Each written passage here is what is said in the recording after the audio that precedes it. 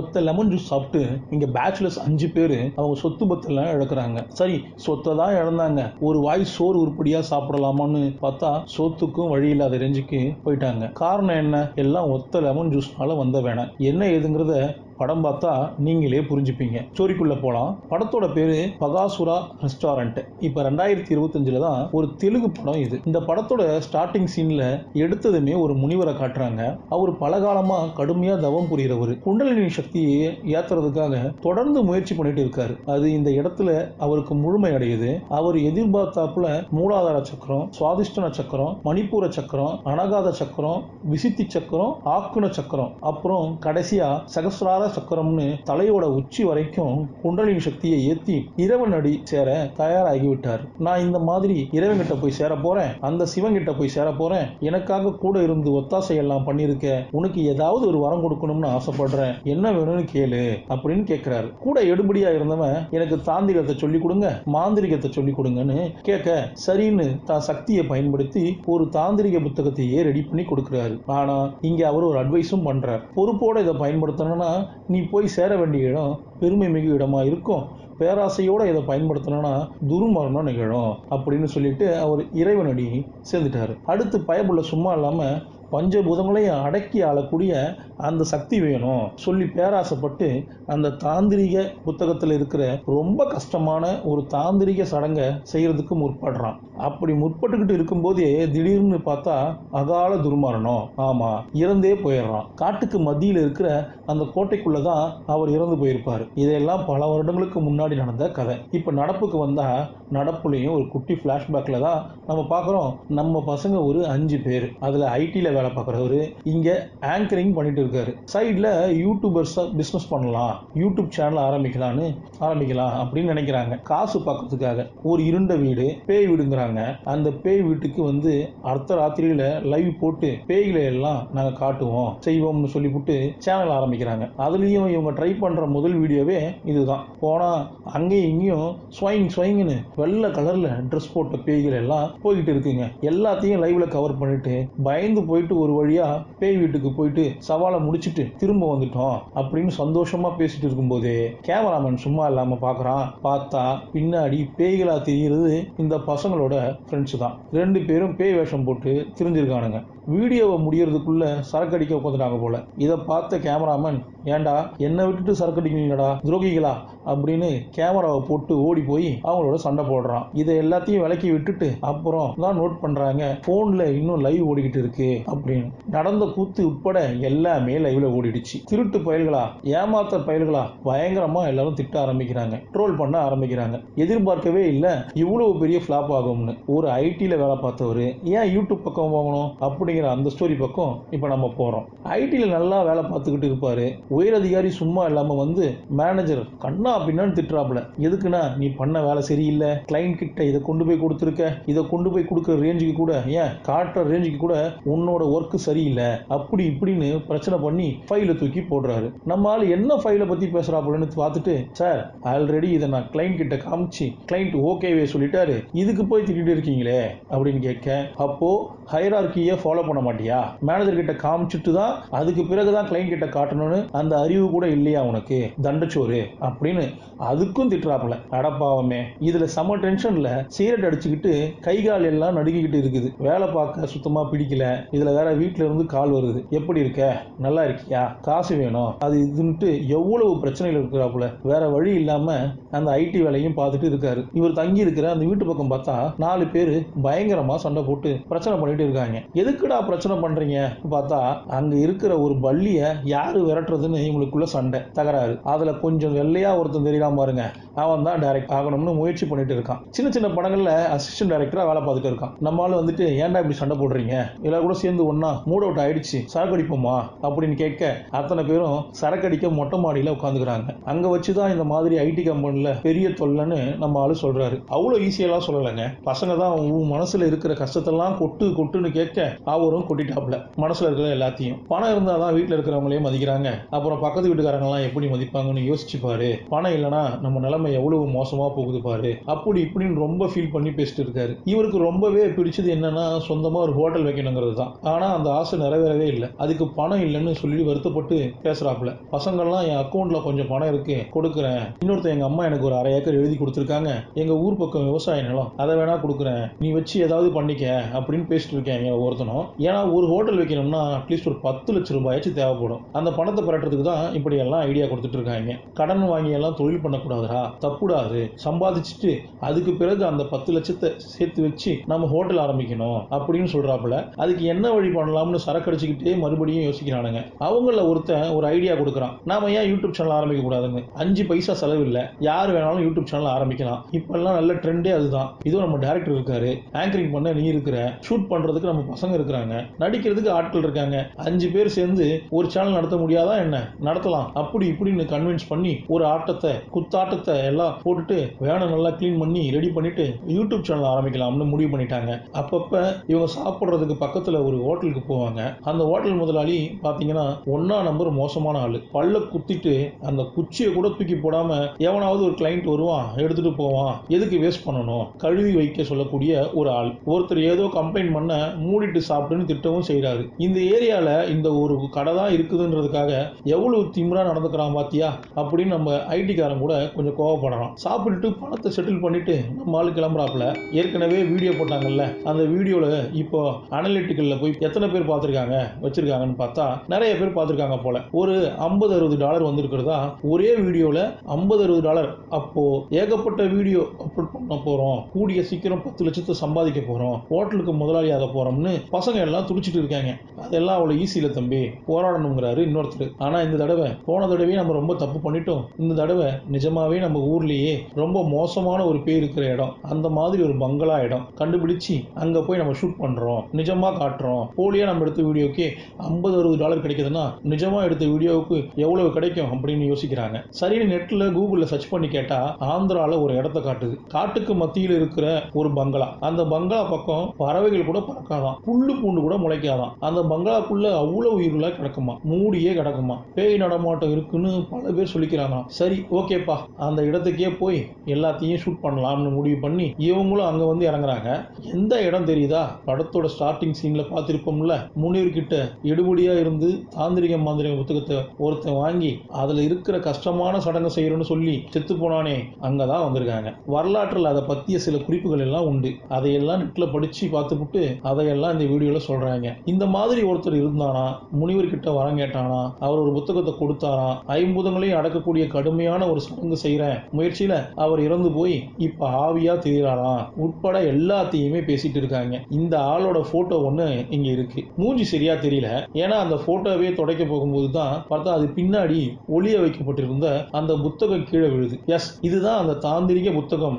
என்ன ஏதுன்னு தெரியாம அதை எடுத்துட்டு வீட்டுக்கு வந்துட்டாங்க. நல்ல வீடியோ எடுத்திருக்காங்க, நம்ம பெரிய சவாலை செஞ்சுட்டோம், சாதிச்சிட்டோம் அப்படின்னு அதை இப்ப அப்லோட் பண்ணலாம்னு அப்லோட் பண்ணியாச்சு. வியூஸ் கடன் ஏறிட்டு இருக்கு. சரியா அடுத்த நாள் போய் பார்த்தா நிறைய வியூஸ் இருக்கு, நிறைய சம்பாதிச்சிருப்பாங்க போல அப்படின்னு ஆர்வமா இருக்கிறாங்க. போய் பார்த்தா கமெண்ட்ல கழுவி கழுவி நம்ம மக்கள் ஊத்திருக்காங்க, இவன் ஏமாத்து கோழி, இப்படித்தான் ஏமாத்துவாங்க, இதுவும் திருட்டு வேலைதான், இந்த பொழப்புக்கு நீங்க எல்லாம் தொங்கலாம், அப்படி இப்படின்னு ஏகப்பட்ட விஷயங்கள் எழுதி வச்சிருக்காங்க. சில பேர் அருணாகரெல்லாம் தொங்குங்கடான்னு எழுதி வச்சிருக்காங்க. ஒரு தடவை தப்பு பண்ணிட்டோம்னா அடுத்து நாம அதை திருத்த முயற்சி பண்ணாலும் யூடியூப் ஆடியன்ஸ் அதை நம்ப மாட்டாங்க. இனிமே இந்த வேலையெல்லாம் ஒர்க் அவுட் ஆகாது, நம் கனவுகள் எல்லாம் போச்சு, அடுத்து என்னடா பண்றது அப்படின்னு புலம்பிக்கிட்டு இருக்கும்போது மறுபடியும் அந்த புத்தகம் மேல வந்து கீழே விழும். இந்த புத்தகம் அப்படி என்னதான் எழுதியிருக்கு அப்படின்னு பார்த்தா அதுல முதல் பக்கத்துல எழுதியிருக்கிறது ரொம்ப ஈஸியான சடங்கு மாதிரி தெரியுது. ஒரு தாந்திரிக மந்திரிக மாயாதேவிட்ட வரம் கேட்கறதுக்கு ஒரு அற்புதமான எளிமையான வழி. தெலுங்கு கலண்டர்ல 8வது மாசத்துல வரக்கூடிய கிரகணத்தை அன்னைக்கு,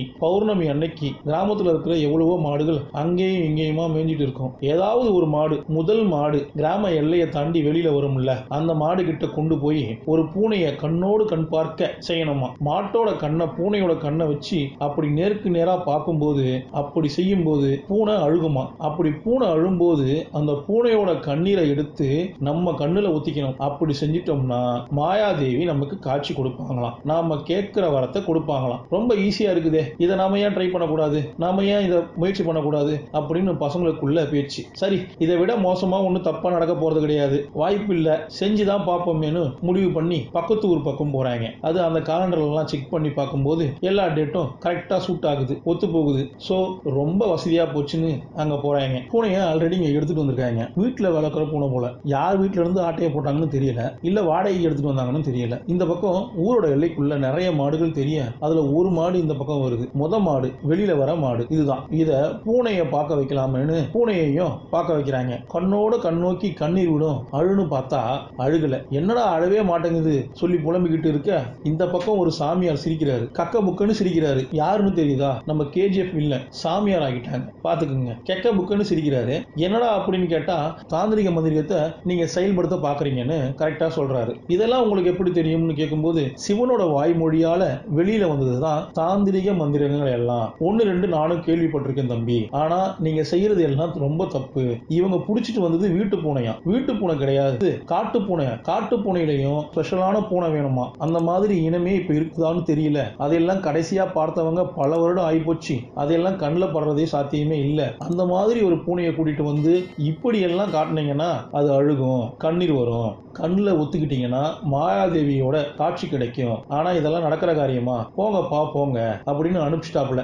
நம்ம ஆட்கள் என்னடா சுதப்பிடிச்சேன்னு வந்து உட்கார்ந்து பேசிட்டு இருக்காங்க. சரி, வேற ஏதாவது ஈஸியா இருக்குமான்னு பார்த்தா ரொம்ப ஈஸியான வேற ஒரு தாந்திரிக சடங்கு கவனிக்கிறாங்க. மந்திரத்தை. அது என்னன்னா ஒண்ணு இல்ல, ஒரு சவப்பட்டி மேல உட்காந்துக்கிட்டு, பணத்து மேல உட்காந்துக்கிட்டு, புதைக்கப்பட்ட இடத்துக்கு மேல உட்காந்துக்கிட்டு, கையில ஒரு எலுமிச்சை மரத்தை வச்சுக்கிட்டு 1008 தடவை ஒரு மந்திரத்தை சொல்லணும். அவ்வளவுதான். அப்படி சொன்னோம்னா அங்க சுத்தி இருக்கிற ஆவிங்க அந்த எலுமிச்சை மரத்துக்குள்ள வந்து செட்டில் ஆயிடுமா. இப்படி படிச்சுட்டு இருக்க ஒரு தாடிக்காரன் டப்புன்னு புக்கு பிடிங்கிட்டு அவ்வளவுதானே, ரொம்ப சிம்பிள், பூனையை தேட தேவல, மாட்டை தேட தேவல. ஆனா ஒரு அமாவாசை அன்னைக்கு இதை செய்யணுமா. சனிக்கிழமை வரக்கூடிய அமாவாசை அன்னைக்கு, அது வர சனிக்கிழமை தான் அப்படின்னு அதையும் பார்த்துக்கிட்டு அவ்வளவுதானே அன்னைக்கு ட்ரை பண்ணிடுவோம், எலுமிச்சை மரம் தானே, 5 ரூபாய் தானே, செலவு அவ்வளவுதான், முடிஞ்சு போச்சு அப்படின்னு நினைக்கிறாங்க. பிளான் பண்ணிட்டாங்க.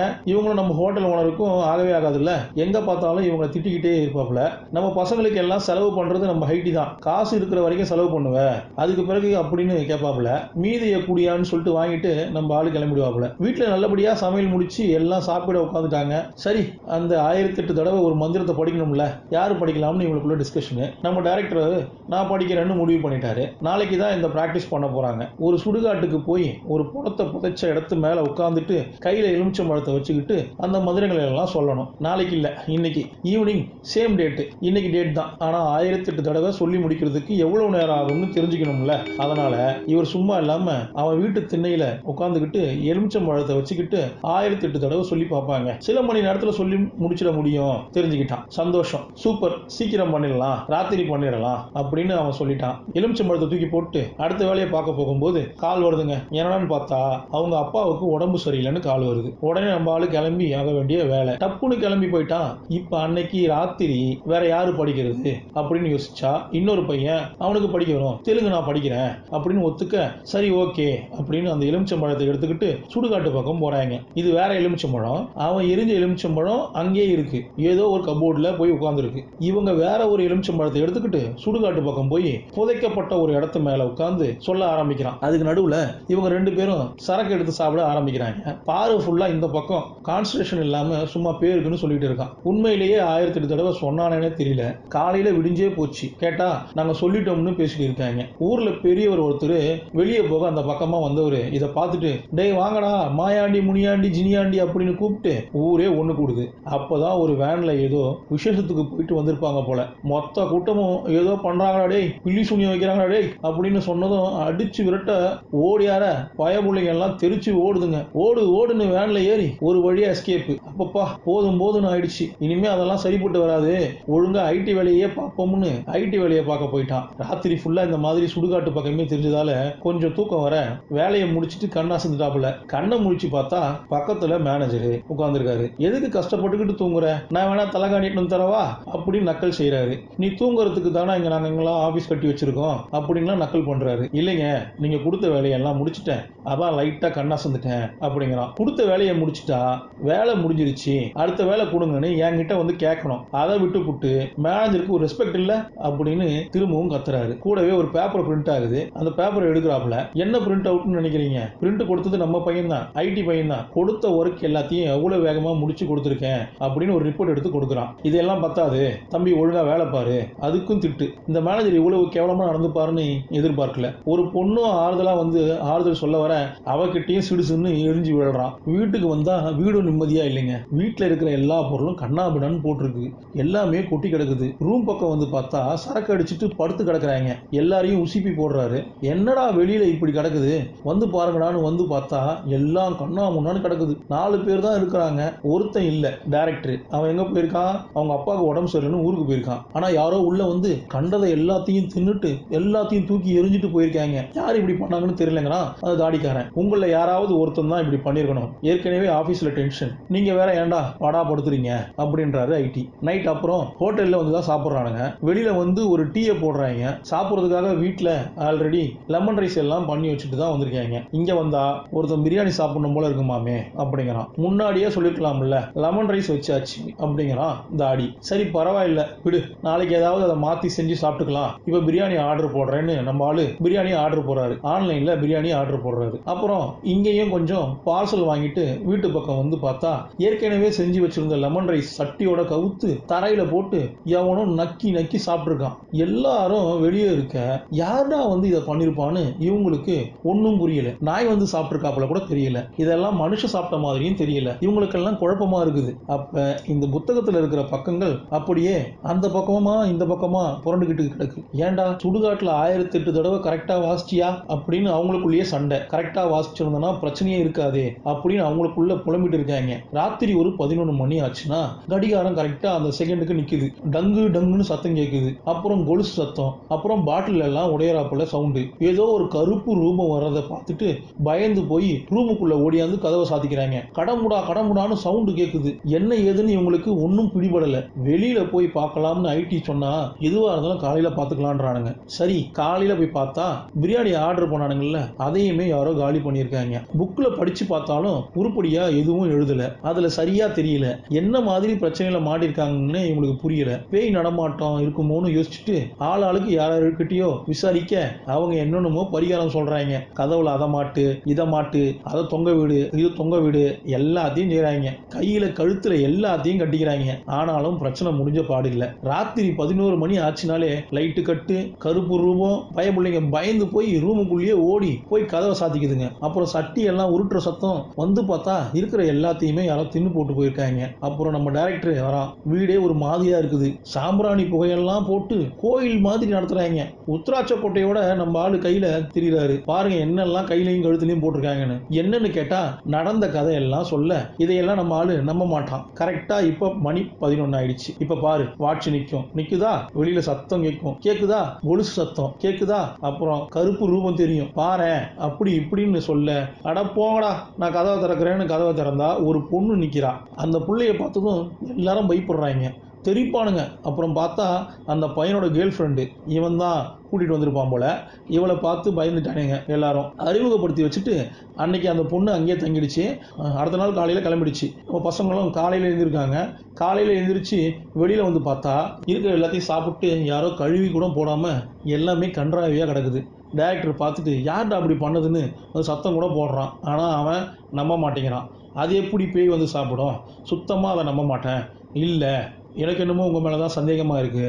உங்களில் யாரோ ஒருத்தவன் தான் ராத்திரியில இப்படி உட்காந்து சாப்பிடணும் வைக்கணும் அப்படிங்கிறான் நம்ம டைரக்டர். அதே சமயம் அந்த பக்கம் நம்ம சாமியார் போறதை பார்த்துட்டு சாமி அப்படின்னு சத்தம் போட்டு கூப்பிடுறான். குடிக்க தண்ணி கொடுத்து என்ன நடக்குது ஏது நடக்குதுன்னு கேட்டா அவர் பேசுற பேச்சு கொஞ்சம் கூட புரியல. புதிரா இருக்கு. நீங்க பதில தேடிட்டு இருக்கீங்க தம்பி, பதில பின்னாடி பார்ப்போம். சிவனோட அருளால பதில் கிடைக்கும். ஆனா அந்த பதில் கிடைக்கணும்னா சரியான கேள்வியை கேட்கணும் தம்பிங்கிறாரு. என்ன கேள்வின்னு இவங்களுக்கு புரியல. தீராத பசி ஒண்ணு சுத்தி பசி இடங்கா காத்து கிடக்குது. அப்படின்னு ஏதோ விடுகதை போடுறாப்ல. கேட்க வேண்டிய கேள்வியை கரெக்டா கேட்டா கிடைக்க வேண்டிய பதில் கரெக்டா கிடைக்கும்னு சொல்லிட்டு போயிடுறாரு. என்னதான் சொன்னார்னு இவங்களுக்கும் ஒன்னும் புரியல, புதிரா இருக்கு. அதுக்கப்புறம் அவங்களுடைய சிற்றறிவை பயன்படுத்தி பேசாம ஒரு சிசிடிவி கேமரா செட் பண்ணிடலாம் முடிவு பண்ணி வீட்டுல சிசிடிவி கேமரா செட் பண்ணிட்டாங்க. கிச்சனையும் ஹாலையும் கவர் பண்றாப்ல. சாப்பாடை கரெக்டா ஃப்ரிட்ஜ் மேல செட் பண்ணி வச்சாச்சு. சிசிடிவில எல்லாம் தெரியுதான்னு இங்க வந்து பாக்குறாங்க. 11 மணி இருக்கும்போது பேய் வரும் அப்படின்னு. பேய் மாதிரி வருதா இல்ல வேற எவனாவது வந்து தின்றானா பார்க்கலாம்னு ரொம்ப ஆர்வமா காத்துட்டு இருக்காங்க. 11 மணி ஆனதும் அவங்க கபோர்டுக்குள்ள இருந்து கபோர்டு திறக்கப்படுது. உள்ள இருந்து எலுமிச்சம்பழம் ஓடியாருது. இதெல்லாம் சிசிடிவில ரெக்கார்ட் ஆகல. ஏன்னா சிசிடிவியோட அந்த கவரேஜ்ல இதெல்லாம் வரல.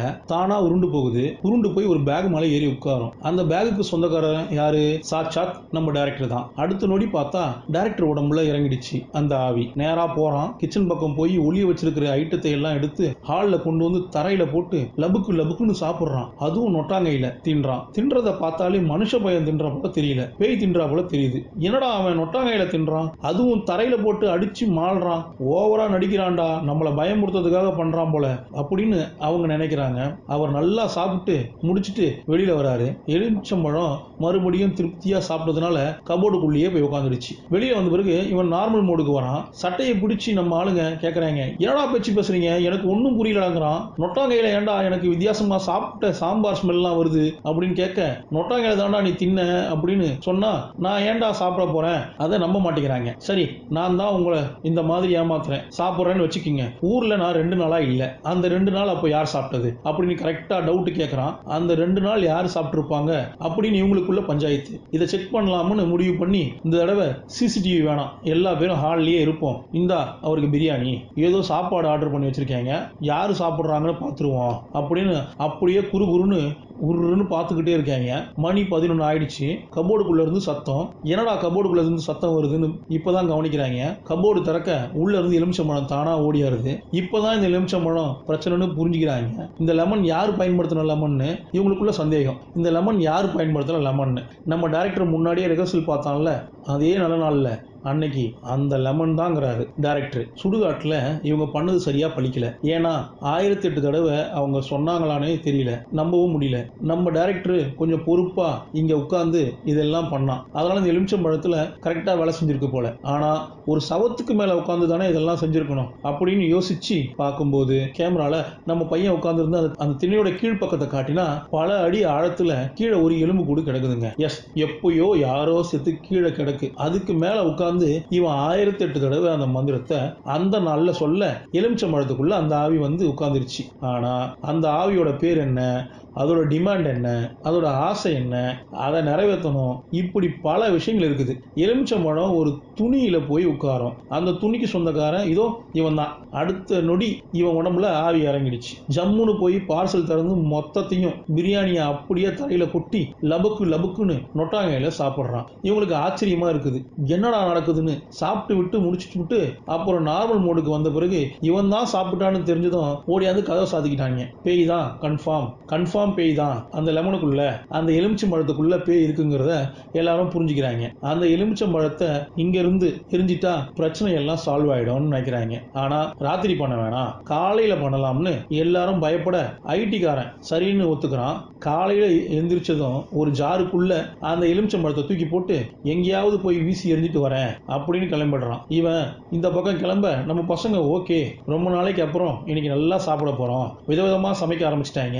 இவர் எங்கேயோ ஊருக்கு ஒதுக்குப்புறமா போய் அந்த ஜாரை தூக்கி எரிஞ்சிட்டு போறாரு. தூக்கி எரிஞ்சதுல அந்த ஜாரு உடஞ்சு போச்சு. ஆனா உள்ள இருக்கிற அந்த எலுமிச்சம்பழம் அங்க இருந்து நகர்ந்து வந்து இவன் வண்டியை திருப்பி பின்னாடி போறதுக்குள்ள சீட்டுக்கு பின்னாடி வந்து உட்காந்துருச்சு. இது தெரியாம வண்டியை ஓட்டிட்டு வீடு வரைக்கும் வந்துட்டான். இவன் இறங்கும் போது கூட எலுமிச்சம்பழத்தையும் கவனிக்கல. இவன் வீட்டுக்குள்ள வரும்போது அதுக்கு முன்னாடி முந்திக்கிட்டு அது அழகா வந்து நிக்குது.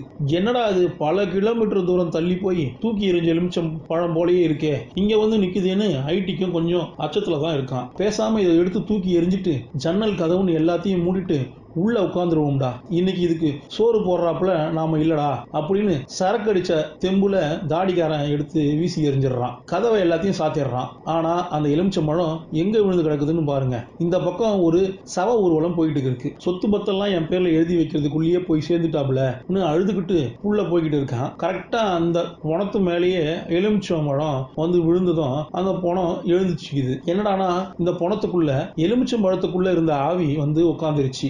ஊர்க்காரங்க எல்லாம் திருச்சி ஓடுறாங்க பயந்து போய். பிள்ளையாண்டானோ நான் பத்திரத்தை எடுத்துட்டு வரேன், கையெழுத்து போட்டு போப்பா அப்படின்னு பத்திரத்தை எடுத்துக்கிறதுக்காக ஓடுறான். பத்திரத்துல கையெழுத்து போடுறதுக்காகத்தான் அப்பா வந்திருக்கிறதா நினைக்கிறான் அவன். ஆனா பணம் ஜம்முன்னு நடந்து வந்துருச்சு. இங்க சாப்பாடு எல்லாம் அழகா எடுத்துட்டு வந்து சாப்பிட முயற்சி பண்ணும்போது பார்த்தா கதவை தட்டுற சத்தம். என்னடான்னு ஒருத்தன் கதவை திறந்து பார்த்தா இவன் காலு பின்னாடியே போக பணத்தோட காலு முன்னாடி வருது. ஜம்முன்னு வந்தவர் மூக்குல இருந்த 2 பஞ்சை எடுத்து வச்சுப்புட்டு அதே மாதிரி நொட்டாங்கையில மொத்தத்தையும் கீழே கொட்டி லபுக்கு லபுக்கு லபுக்குன்னு சாப்பிட ஆரம்பிக்கிறாரு. நல்லா சாப்பிட்டு கம்ப்ளீட்டா நக்கி எல்லாத்தையும் காலி பண்ணி முடிச்ச பிறகு கையை கழுவிட்டு அந்த பஞ்சை எடுத்து மறுபடியும் மூக்குல வச்சுட்டு ஜம்முன்னு இங்கிருந்து கிளம்பி போய் அதே சவத்துல அந்த பாடையில படுத்துக்கிறாரு. அதே சமயம் பையன் ஓடியான்ட்டான். அப்பா கையெழுத்து போடுப்பா, வாப்பா வாப்பான்னு கையெழுத்து போடுப்பான்னு சொல்லும்போது பணம் படுத்துக்குது. நார்மல் மோடுக்கு பணம் போயிடுச்சு. ஐயோ கையெழுத்து போடாமல் போயிட்டியே அப்படின்னு புலம்பிக்கிட்டு இருக்கான். எலுமிச்சம்பழம் மறுபடியும் அங்கேருந்து புறப்பட்டு நம்ம பசங்களோட வீட்டுக்குள்ளே வந்துருச்சு. உள்ளே உட்காந்துக்கிட்டு இருந்த பசங்க எல்லாம் தெரிச்சு வெளியில் ஓடுறாங்க. சாமியார்கிட்ட ஏதாவது ஒரு நல்ல விமோச்சனம் சொல்லுங்கன்னு கேட்க அவர் என்ன சொல்கிறாருன்னா, அதுக்கு பசி, அந்த பசியை அடக்கிறதுக்கு மகத்துவமான அரிசியை ரெடி பண்ணி கொடுக்குறாரு. எலுமிச்சம்பழத்தை நடுவில் வச்சு இந்த அரிசியால் ஒரு வட்டம் போட்டேன்னா அந்த வட்டத்தை தாண்டி வராது, இது தற்காலிக தீர்வு தான், நிரந்தர தீர்வை நீங்கள் தான் கண்டுபிடிக்கணும் அப்படின்னு அட்வைஸ் பண்ணி அனுப்பிச்சிடுறாரு. இவங்களும் கும்பிட போட்டு வாங்கிட்டு வந்துட்டாங்க. சொன்ன மாதிரியே அப்படியே எலுமிச்சம்பழத்தை சுற்றி அந்த அரிசியால் ஒரு வட்டத்தை போட்டுட்டாங்க. அப்புறம் ஒரு சிக்கன் பீஸை எடுத்து காட்ட எலுமிச்சம்பழம் வெளியில் வர முயற்சி பண்ணோம். பட் வெளியில் வர முடியாது, தடுக்குதுங்க. ஆஹா சூப்பர் அப்படின்னு அன்னைக்கு மட்டும் அந்த எலுமிச்சம்பழத்தை பார்க்க வச்சுட்டு இவங்க எல்லாம் அடித்து லூட்டி இருக்கே, என்ன ஆட்டம், என்ன கூத்து, என்ன சரக்குன்னு, என்ன சாப்பாடுன்னு நல்லா திருப்தியாக ராத்திரி போயிருக்கு. அடுத்த நாள் காலையில் பார்த்தா டைரக்டரோட தூரத்து சொந்தம் ஒருத்தர் வராரு. கூட தன் பையனோட கூப்பிட்டு வந்திருக்காரு.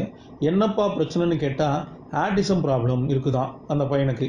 நிறைய பேர் கூட பழகி நல்லா இருக்கணும், சில பேர் யார் கூடயுமே பேசாமல் தனிமையிலேயே திரிவாங்க. அது முத்தி போயிடுச்சுன்னா ஒரு ஸ்டேஜுக்கு மேலே பேசுகிறதே நிப்பாட்டிடுவாங்க. கிட்டத்தட்ட அந்த நிலைமையில தான் உங்கள் பையன் இருக்கிறான். ஒரு 40 நாள் இங்கே சிட்டிலேயே இருந்து கவுன்சிலிங் எடுக்கிறாப்புல இருக்கும் அப்படின்னு டாக்டர் சொல்லியிருக்காங்க. ஆனால் ஊரில் விவசாயம் பண்ணி கடைசி ஸ்டேஜில் இருக்குது. அதையெல்லாம் முடித்தாதான் ஏதோ இருக்கிற கடனையெல்லாம் என்னால் அடைக்க முடியும். ஸோ ஊரில் நான் விவசாயத்தை பார்க்கணும், பிள்ளைங்க எங்கள் கவுன்சிலிங் எல்லாம் கூட்டிகிட்டு போகணும், பார்த்துக்கணும். தம்பி நீ பார்த்துக்க முடியுமான்னு கேட்குறாரு. நான் பார்த்துக்கிறேன் அப்படிங்கிறாரு நம்ம டைரக்டர். ரொம்ப தேங்க்ஸ் தம்பின்னு சொல்லிட்டு சொந்தக்காரர் கிளம்பிடுறாரு. நம்ம ஆள் தனியாக உள்ளே உட்காந்துட்டு இருந்தவர் என்ன நினச்சாருன்னு தெரியல, டப்புக்குன்னு எந்திரிச்சு போய் பேய் இருக்கிற அந்த எலுமிச்சம்பழத்தை 2ஆக பிளந்து ஜூஸ் போட்டு அருமையாக குடிச்சு விட்டு வந்து படுத்து கிடக்கிறான். ஐயோ என்ன நடக்குது இங்கே அப்படிங்கிற போல நமக்கு தோணுது. இல்லை, நமக்கு இப்படி இருக்கும்போது அந்த பசங்களுக்கு எப்படி இருக்கும்? வந்து பார்க்குறாங்க, எலுமிச்சம்பழம் பிளந்து கிடக்குது, யார்டா எலுமிச்சம்பழத்தை ஜூஸ் போட்டது குடிச்சுது அப்படின்னு பார்த்தா நம்ம பையன் ஐயோ ஜூஸ் போட்டு குடிச்சிருக்கானே, அப்பா நல்லது, அவ்வளவுதான், இனிமே பிரச்சனை இல்லை, பேயோட பிரச்சனை இல்லை, இனிமேல் நமக்கு ராத்திரி சாப்பாடு செலவு மிச்சம், நிம்மதியாக சாப்பிடலாம்னு பசங்க எல்லாம் சந்தோஷப்படுறாங்க. டேய் சூப்பர்டான்னு ஒருத்தவன் கட்டி பிடிச்சி முத்தமே கொடுக்குறான் அந்த தம்பிக்கு. ஆனால் அவர் கண்ணு முழிக்கும் போது அந்த கண்ணுக்குள்ளே இருக்கிற அந்த சிவப்பு கலரில் நாடி நரம்பு எல்லாம் அப்படி ஒரு மாதிரி புடைச்சி சிவக்கிறத நீங்கள் கவனிக்கலாம். அப்போ என்ன அர்த்தம்? உள்ள ஃபுல் டைமாகவே ஆவி இறங்கிடுச்சு அப்படின்னு அர்த்தம். எந்திரிச்சதும் பசிக்குதுன்றாப்புல சாப்பாடு ரெடி ஆகிடுச்சு, சாப்பிட்லாங்கிறான் நம்ம டைரக்டர். சுட சுட சட்டி இருக்குதுங்க. டேய் சுட போகுதான்னு சொன்னால் கூட கேட்க மாட்டான். சட்டியை அப்படியே கொண்டு வராங்க, சுட சுட இருக்கிற சட்டியை கொண்டு வரான். அப்புறம் சமைச்சு வச்ச சாப்பாடை எடுத்துக்கிறான். மொத்தத்தையும் தலையில் வச்சு கொட்டி நல்லா பிசைஞ்சு நொட்டாங்கையில் வழக்கம் போல் சாப்பிட ஆரம்பிச்சிட்டான். என்ன வித்தியாசம்னா, பொதுவாக ராத்திரி தான் சாப்பிட வருவான், இப்போ காலையில் சாப்பாட்டுக்கே வந்துட்டான். போஜனம் அப்படிங்கிறாரு. போஜனம்னா இன்னும் சாப்பாடு வேணும்னு கேட்குறாரு. சாப்பாடு அப்படின்னு பார்த்து பயந்து போய் பயப்புள்ளைங்க எல்லாம் தெரிச்சு ஓடிட்டானுங்க. என்னடா அது ஒரு வேளை சாப்பாட்டுக்கே நம்ம அவ்வளோ கஷ்டப்பட்டோம், இப்போ என்னடானா பகல்லையே சாப்பிட ஆரம்பிச்சிட்டானே, 3 வேளையும் சாப்பிடுவானா, அப்போ நம்ம நிலமை அப்படின்னு எல்லாரும் புலம்புறாங்க. ராத்திரி 5 பேரும் அவங்க ரூமில் படுத்து கிடக்க இந்த பக்கம் பார்த்தா நம்ம ஆள் சேரில் உட்காந்து அப்படியே ஆடிக்கிட்டு இருக்காரு. சாப்பாடு சாப்பாடுன்னு சாப்பாடை போட்டு காலி பண்ணிகிட்டே இருக்காரு. இதுக்கு பயந்துக்கிட்டே இனிமேல் நம்ம ஹோட்டலில் தான் சாப்பிட போகிறோம், வீட்டில் சமைக்கவே கூடாதுன்னு நம்ம பசங்க முடிவு பண்ணிட்டாங்க. அப்போ அந்த பேய் வேறு வழி இல்லாமல் போய் தானே ஆகணும் அப்படிங்கிறத இவங்க ஐடியா. ஆனால் பிரச்சனை வேறு மாதிரி வந்து நிற்கிது. பக்கத்தில் இருக்கிற எல்லாரும் போலீஸ்காரர் கூப்பிட்டு வந்து கம்ப்ளைண்ட் பண்ணுறாங்க. என்னடா பிரச்சனைன்னு பார்த்தா எல்லா வீட்லேயும் என்ன கிடைக்குதோ எல்லாத்தையும் எடுத்து தின்றான். தயிரை காணும், மோரை காணும், வச்சிருந்த மாவை காணும், பவுடரை காணுன்னு கூட பல பேர் கம்ப்ளைண்ட் பண்ணுறாங்க. இந்த பேச்சுலர் பசங்க தான் திருடி தின்னு இருப்பானுங்க. இவங்களுக்கு சந்தேகம். பார்த்தா நம்ம ஆள் தான் மொட்டை மாடியில் உட்காந்து அந்த பவுடரை போட்டு முக்குன்னு முக்கிட்டு இருக்காரு. அப்போது சாப்பாடு போட்டே ஆகணும். சாப்பாடு போடாமல் விட்டால் பக்கத்து வீட்டில் இந்த மாதிரி பிரச்சனை வரும்னு நம்ம பசங்க புரிஞ்சுக்கிறாங்க. வேறு வழி இல்லை, 3 வேளையும் சோறை போட்டு தான் ஆகணும், போடுவோம் அப்படின்னு முடிவு பண்ணிட்டாப்புல. ஐடி வேலை ஒரு பக்கம், டைரக்ட் வேலை ஒரு பக்கம். அவங்க 2 பேர் தான் கொஞ்சம் சம்பாதிக்கிறாங்க. அந்த காசு மளிகை சாமானுக்கே அரிசிக்குமே சரியாக போகுது. சாப்பாடு சாப்பாடு சாப்பாடுன்னு சாப்பிட்டு தள்ளிட்டு தான் இருக்கான், காலி பண்ணிட்டு தான் இருக்கான். டப்பா டப்பா டப்பான்னு எல்லாம் காலியாகிட்டே இருக்குது. இவங்களே காசுக்கு அல்லோலப்படுறாங்க. இப்போ சொத்து பத்தையெல்லாம் போயிடுச்சு. இதுக்கு மேலே இவருக்கு சமைக்கிறதுக்கு ஒன்றுமே இல்லைங்கிற ஸ்டேஜில் சரக்கு அடிச்சுட்டு ஒரு தைரியத்தில் முன்னாடி போய் உட்கார்ந்தவர், யாரு சாமி நீ, உன் பிரச்சனை தான் என்ன, எங்களால் முடிஞ்ச அளவு சோறு போட்டுட்டோம், இனிமேல் எங்ககிட்ட ஒன்றுமே இல்லை, பொறுமையும் இல்லை, யார் நீ, எங்கேருந்து வர, உன் ஆசை தான் என்ன, சொல்லி தான் தொலையேன், சந்தோஷமாக ஆசையை நிறைவேற்றிட்டு நிம்மதியாக இங்கேருந்து போய் சேரு அப்படிங்கிறான் தாடி. அப்போ தான் அவர் சொல்கிறாரு தன்னோட பேர் பகாசூரன். இப்போ தான் ஃப்ளாஷ்பேக்கு போகிறோம். ஒரு 200-300 வருஷத்துக்கு முன்னாடி ஃப்ளாஷ்பேக்கு. அந்த ஃப்ளாஷ்பேக்கில் இந்த ஏரியா ஒரு கட்டத்தில் அப்படியே பழமையான கிராமமாக இருந்தது. ஜமீன்தாரோட புள்ள அந்த மாதிரி கலாச்சாரம் இருந்த காலகட்டம். ஜமீன்தார் புள்ள கரலாக்கட்டையை சுத்த ஊரே அதையெல்லாம் பார்த்து ரசிக்குது. சூப்பரில், பயங்கரமாக பண்ணுறான்ல, இந்த தடவை இளவட்டக்கல்ல அவன் தூக்கி போட்டுருவான் அப்படின்னு ஊர்க்காரங்க பேசிட்டு இருக்க, குள்ளமாக இருக்கிற ஒருத்தர் நம்ம பகாசுரம் இருக்கிற வரைக்கும் கல்லை தூக்கி போடுற போட்டியில் அவன் தான் ஜெயிப்பான், அவனை ஜெயிக்க வேறு ஆளே இல்லை அப்படின்னு பேசிட்டு இருக்காங்க. ஊரில் எங்கே சோறு போட்டாலும் சரி, ஆளாக நம்ம பையன் போய் உட்காந்துருவான். எல்லாருக்கும் கரண்டியில் வச்சா இவன் மொத்தத்தையும் கொட்ட சொல்லுவான். கொஞ்சம் கொஞ்சமாக வச்சுக்கிட்டு மொத்தத்தையும் கொட்டியான்னு எல்லாத்தையும் வாங்கி மொத்தமாக கொட்டி அடின்னு சாப்பிடுவாங்க. சோறு போடுறவங்க எல்லாம் இவனை கழித்து கொட்டுவாங்க. என்ன இப்படி திங்கிறான், இவனெல்லாம் பந்திக்கே வரக்கூடாது அப்படிங்கிற ரேஞ்சுக்கு திட்டிட்டு இருக்காங்க. அதையெல்லாம் காது கொடுத்தே கேட்காம இவன் பாட்டுக்கு சாப்பிட்டுக்கிட்டே இருப்பாங்க. அப்புறம் இந்த இளவட்டக்கல்லை தூக்குற அந்த போட்டியும் வந்துச்சு. போட்டினா ப்ரைஸ் உண்டு, அரிசி எல்லாம் கொடுப்பாங்க போல். அதனால் நம்ம ஆள் பார்ட்டிசிபேட் பண்ண வருவான். எல்லா பேரும் தூக்கி முயற்சி பண்ணி அப்படி இப்படின்னு போட்டி நடந்துக்கிட்டு இருப்பாங்க. விதவிதமாக சைஸில் கல் இருக்குது. நம்ம ஆளுக்கு தான் நல்லா ஜைஜாண்டிக்காக வெயிட் வச்சுருக்கான்ல, சின்ன சின்ன கல்லாக எல்லாம் அசால்ட்டாக தூக்கி போட்டுருவார். போட்டி ஆட்களும் அதே மாதிரி அசால்ட்டாக அந்த கற்களை எல்லாம் தூக்கி போடுவாங்க. ஜமீன்தாரோட பையன் கூட அதே மாதிரி தூக்கி போட்டுட்டு இருக்கான். அடுத்தடுத்து பார்த்தா இளவட்ட கல்லோட சைஸு கூடிக்கிட்டே போகுது. எவ்வளோ பெரிய கல்லுன்னு பாருங்கள். அதையும் பவர்ஃபுல்லாக ஜமீன்தார் மகன் தூக்கி போட்டு கெத்து காட்டுறான். அடுத்து நம்ம ஆள் தூக்கணும். நம்ம ஆளும் அழகாக தூக்கி பின்னாடி வீசி எரிஞ்சு கெத்து காட்டுறாரு. அடுத்து இன்னும் பெரிய கல், இதுதான் லாஸ்ட் ரவுண்டு, இருக்கிறதுலையே பெரிய கல். இதை தூக்கி போடுறதுக்கு கடைசியில் வந்து நிற்கிறது 2 பேர் தான். ஒன்று ஜமீன்தாரோட புள்ள, இன்னொன்று நம்ம பையன் பகாசுரன். ஜமீன்தாரோட பையன் தான் முயற்சி பண்ணுறாரு. தூக்க முயற்சி பண்ணி தூக்கி பின்னாடி போட முடியாமல் ஒரு கட்டத்தில் தூக்குறாரு. இப்போது இவனும் தூக்க முடியாமல் கீழே போட்டானா போட்டிடுறா, 2 பேருமே ஜெயிச்சதாக அறிவிச்சிடுவாங்க. அவனால் தூக்க முடியாது, நம்மளாலேயே தூக்க முடியல, அவனால் தூக்க முடியுமா அப்படின்னு ஜமீன்தார் பையன் பார்க்குறான். ஆனால் நம்ம ஆள் சும்மா சொல்லக்கூடாது, அத்தா தண்டி பாறாங்கல்ல அசால்ட்டாக தூக்கி பின்னாடி போட்டுடுறாரு. ஜமீன்தார் பிள்ளைக்கு அவமானம். இருந்தாலும் போட்டியில் ஜெயிச்சு சிறப்பாக தரமாக யாருங்கிறத ப்ரூவ் பண்ணிட்டான். ஆனால் ஜமீன்தார் வரணுமா, பரிசு எல்லாம் கொடுக்கணுமா, அவர் எப்போ வர்றது, நீங்கள் எப்போ அரிசி கொடுக்குறது, நாங்கள் எப்போ சமைச்சு சாப்பிட்றது, அட போங்கப்பான்னு பதக்கத்தையும் எடுத்து ஐட்டத்தையும் மொத்தத்தையும் பிடுங்கிட்டு வந்துட்டான். ஸோ இதில் தேவையில்லாத பகையை பரிசோட வந்ததை பார்த்துப்புட்டு பாட்டி திட்டுறாங்க. ஏன்டா அங்கே போய் தேவையில்லாமல் இந்த மாதிரி சண்டையில் இறங்கி தேவையில்லாத பகையை ஏன்டா வளர்த்துக்கிற, வேணாம்டா அப்படின்னு பாட்டி திட்டுறாங்க. சோறு போடுன்னு தான் வந்ததும் கேட்குறான். பேரன் வருவான், சாப்பாடு கேட்பான்னு ஆல்ரெடி இந்த அம்மா சமைச்சு வச்சுருக்காங்க. சாப்பிட ஆரம்பிச்சிட்டான். எப்போ பார்த்தாலும் தின்னுக்கிட்டே இருக்கியேடா, போகிற வரவன் எல்லாம் கரிச்சு கொட்டுறான். இப்போ தான் கோயிலில் அவ்வளவு தின்ன, இங்கேயும் வந்து தின்றியாடான்னு சொல்லும்போது பாட்டி, டேய் என் பேரன் கரைச்சி கொட்டாதாடான்னு கண்ணு வைக்காதாடான்னு ஒழுங்காக போறியா இல்லை சொம்பால் அடிக்கவா அப்படின்னு சத்தம் போடுறாங்க. அப்படி பேரன் மேலே அம்புட்டு பாசம். ஆனாலும் பேரனோட பசி அடங்க மாட்டேங்குதே, எவ்வளவு சாப்பிட்டாலும் அடங்க மாட்டேங்குதே அப்படின்னு இவங்களுக்கு வருத்தம். ஐயர்கிட்ட போய் ஏதாவது ஆர்வம் கேட்க ஐயரும் ஏதோ கொடுக்குறாரு. இதை டெய்லி அவன் சாப்பிடும்போது கொடு, அவன் பசி அடங்குதான்னு பார்ப்போம், சிவன் ஏதாவது வழி சொல்வார் அப்படிங்கிறாப்புல. சரின்னு பாட்டியும் அதை வாங்கும்போது, நான் இருக்கிற வரைக்கும் சமைச்சு போட்டுருவேன், பிரச்சனை இல்லை, ஆனால் சாகிறதுக்குள்ளே அவனோட பசி அடங்கிடுச்சுன்னா சந்தோஷம், இல்லைனா நான் செத்த பிறகு அவன் பசிக்கு என்ன பண்ணுவான் அப்படின்னு வருத்தப்படுது. சாமியை கும்பிட்டு சமைக்க போயிடுச்சுங்க. சமையல் தடபுடலாக போயிட்டு இருக்குது. அந்த அம்மாவுக்கு லைட்டாக நெஞ்சு வலி வந்துருச்சு. நெஞ்சு வலி லைட்டாக கூடுது. ஹார்ட் அட்டாக்காக இருக்குமோ. அங்கே சோறு பொங்கிடுச்சு. வழக்கம் போல் பசிக்குது. சோறை போட சொல்லி சோறை போட்டு சாப்பிட்டுட்டு இருக்கான். அப்போ பக்கத்து வீட்டுக்கார அம்மா வரும். பாட்டி எப்போவுமே சாப்பிடாம கொள்ளாமல் இருக்கே சொல்லிட்டு ஏதோ பிரியாணி மாதிரி ஏதோ நான்வெஜ் கொண்டு வருது நினைக்கிறேன். ஆமாம், நான்வெஜ் கொண்டு வந்திருக்கு.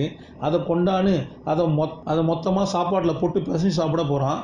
டேய், எல்லாத்தையும் நீ தின்னுட்டனா உன் பாட்டியை பாருடா, ஒல்லியாக போச்சு, சாப்பாடு தண்ணி இல்லாமல் கஷ்டப்படுது, எல்லாத்தையும் உனக்கே கொடுத்துடுதுடா, அவங்க கொஞ்சம் சாப்பிடட்டுமே, டேய் சாப்பாட்டு ராமா அப்படின்னு திட்டுறாங்க.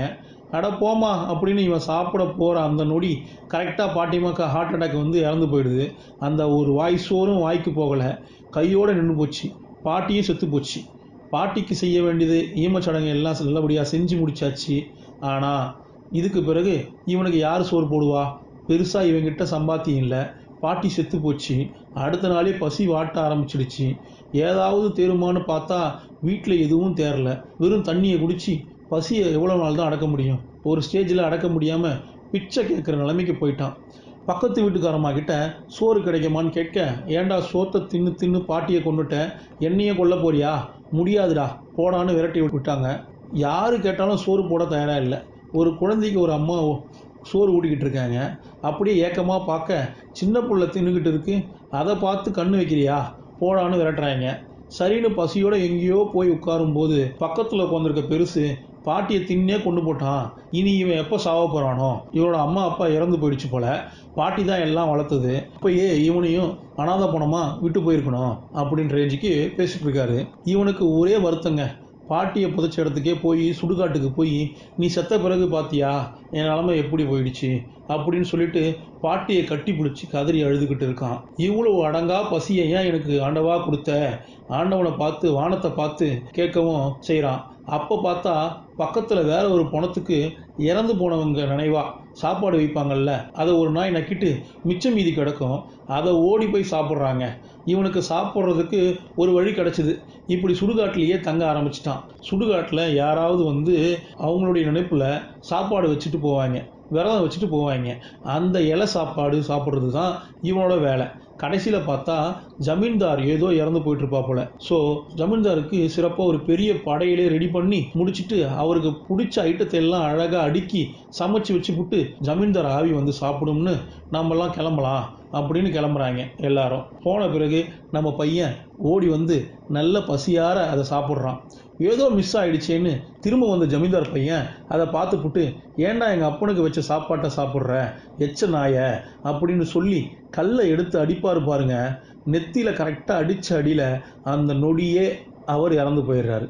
செத்து போயிட்டான் சார் அப்படிங்கிறாரு ஒருத்தர். கணக்கு பிள்ளையோ அனாதை பையன் தானே, செத்து போகிறான், யாரும் கேட்கறதுக்கு இல்லை, அப்படியே விட்டு வாங்க அப்படிங்கிறான். ஆனால் ஜமீன்தார் பையன் இல்லை எங்கள் அப்பாவுக்கு வச்சுருந்த சாப்பாட்டை திருடுத்தனமாக அவன் தின்றதை பார்த்ததும் யோசிக்காமல் கல்லால் அடிச்சுப்புட்டேன், சரி இருந்தாலும் பரவாயில்ல, அவனை முறைப்படி அடக்கம் பண்ணுங்க அப்படின்னு சொல்லிடுறாப்புல. அப்புறம்தான் அவங்க அடக்கம் பண்ணியிருப்பாங்க.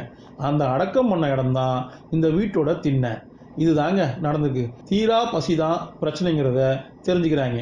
உன் கடைசி ஆசை என்னன்னு கேட்டால் சாப்பாடுங்கிறான். எப்பா அதை என்னால் அடக்க முடியாது, வேணா உன்னை கொன்னால பதிலுக்கு அவனை நாங்கள் கொன்றுறோம், அப்புறம் போயிடுவியா அப்படின்னு கேட்க இவரும் என்ன சொல்கிறேன்னு தெரியாமல் சரின்னு தலையாட்டுறாரு.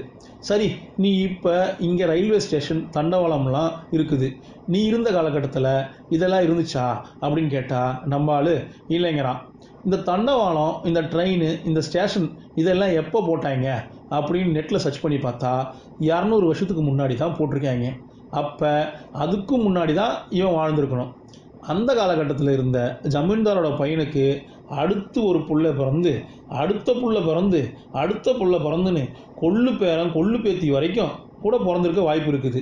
அவங்க எங்கே இருக்காங்க, எந்த இடத்துல இருக்காங்கன்னு தேடுறதெல்லாம் வாய்ப்பே கிடையாது. ஸோ பழி வாங்குறது சாத்தியமே இல்லைன்னு தெரிஞ்சு போச்சு. இப்போயும் இவங்களுக்கு ஒரு நல்ல தீர்வு கிடைக்கலன்னு சரின்னு வழக்கம் போல் அடுத்த நாள் அவருக்காக சாப்பாடு பார்சல் பண்ணி வாங்கிட்டு போகிறாங்க. அப்படி போகும்போது 100 ரூபா குறைஞ்சி போச்சுங்க. 100 குறைஞ்சி போச்சு, நாளைக்கு கொடுக்குறோம் அப்படின்னு கிளம்பும்போது அதெல்லாம் முடியாது, காசை கொடுத்தாதான் பார்சலுங்கிறாரு. சரி, இவ்வளோ பார்சல் வாங்குறோம்ல, 100 ரூபாய்க்கு என்னவோ அதை நீங்கள் இங்கேருந்து எடுத்துக்கிங்க, எடுத்துகிட்டு மீதியை கொடுங்க அப்படிங்கிறானுங்க. அதெல்லாம் முடியாது, ஒன்ஸ் கட்டிட்டோம்னா நாங்கள் திரும்ப வாங்க மாட்டோம் அப்படிங்கிறாப்புல. சரி, என்ன பாத்திரம் கழுவணுமா, 100 ரூபாய்க்கு எவ்வளோ பாத்திரம் கழுவணும், கழுவி தொலைகிறோம் அப்படின்னு கேட்குறானுங்க. ஏற்கனவே ஒரு தடவை ஆஃபர் கொடுத்துருப்பாரு, வந்து வேணால் பாத்திரம் கழுவுறீங்களான்னு நக்கல் பண்ணியிருப்பார். நம்ம ஐடி பையன் தான் என் பிள்ளைகளை பற்றி இப்படியெல்லாம் தப்பாக பேசாதுன்னு திட்டி போட்டுட்டு போயிருப்பாப்புல. அதில் நம்ம ஹோட்டல் ஓனருக்கு கோபம். சரி, என்னதாயா பண்ணணும்னு கேட்டால் 100 ரூபா வர வரைக்கும் கழுத்தில் ஸ்லேட்டில் மாட்டிக்கிட்டு இந்த மாதிரி நிற்கணும், பனிஷ்மெண்ட் கொடுக்குறாங்க. ஒரே அவமானமாக போயிடுது. பிள்ளைங்க 2 பேருக்கும் போகிற வரவெல்லாம் இதை பார்த்து சிரிச்சுட்டு போகிறான். அதை அவர் பார்த்து ரசிக்கிறாரு. அதே கடையில் வேலை பார்க்குறவர் இலையெல்லாம் எடுத்து போடுற ஒருத்தர் அதை பார்த்துப்புட்டு பொங்கி போய் உள்ளே போனவர் 100 ரூபாயை கொண்டு வந்து கொடுத்துட்டு தயவு செய்து கொடுங்க, கொடுத்துட்டு இந்த இடத்த விட்டு கிளம்புங்க அப்படின்னு கொடுத்துட்டு போகிறாங்க. சூப்பர்ல. இவங்க எல்லாம் அந்த 100 ரூபாயை கொண்டு வந்து கொடுத்துட்டு பார்சல் எடுத்துக்கிட்டு கிளம்பி போகிறாங்க. இவ்வளவு அவமானப்படுத்திட்டாப்புல. போகிறப்ப கூட சும்மா இல்லாமல் அனாதை பயல்களா அது இதுன்னு ஏதோ திட்டிப்புட்டாரு. இவங்களை எல்லாம் வெத்தப்போவே கள்ளிப்போலை கொடுத்து கொண்டிருக்கணும்னு ஏதோ பேசியிருப்பாங்க போல. போயா பசங்க மூட் அவுட் ஆகி அழுகாத குறையா வீட்டில் வந்து பேச அதை நம்ம பகாசூரை கேட்டுப்புட்டு அவனுக்கும் கோபம் வருது. ஏன்னா அவனையும் இதே மாதிரி பேசியிருக்காங்க. யார் பேசுனது, அந்த ஹோட்டல் ஓனரா, வாயா போவோம் அப்படின்ட்டாப்புல. இவங்க ரொம்ப புஷியாக வராங்க. வரும்போதே பிளான் பண்ணிட்டாங்க. இங்கே மதியம் அன்லிமிட்டெட் சாப்பாடு இருக்குது போல். அங்கே வந்து சாப்பாடு எவ்வளோ ரூபா, இந்தா காசுன்னு காசை கொடுத்துட்டாங்க. எங்கள் அண்ணன் இருக்காப்புல, வயிறார உன்னால் சோறு போட முடியுமான்னு கேட்டாங்க. நாங்கள்லாம் எப்பேற்பட்ட பரம்பரை தெரியுமா, பரம்பரையாக நாங்கள் ஹோட்டல் நடத்துகிறோம், அன்லிமிட்டட்னா அன்லிமிட்டட் தான் தெரியும்ல அப்படின்னு ஹோட்டலில் இருக்கிற போர்டில் காட்டுறாரு. அன்லிமிட்டட்னு ஏதோ எழுதியிருக்கும் போல். அப்பேற்பட்ட பரம்பரைன்னு சீன் போடுறாப்புல. சரி, கூப்பிட்றா அவங்க அண்ணனை சொன்னதும் நம்ம ஆள் வராங்க.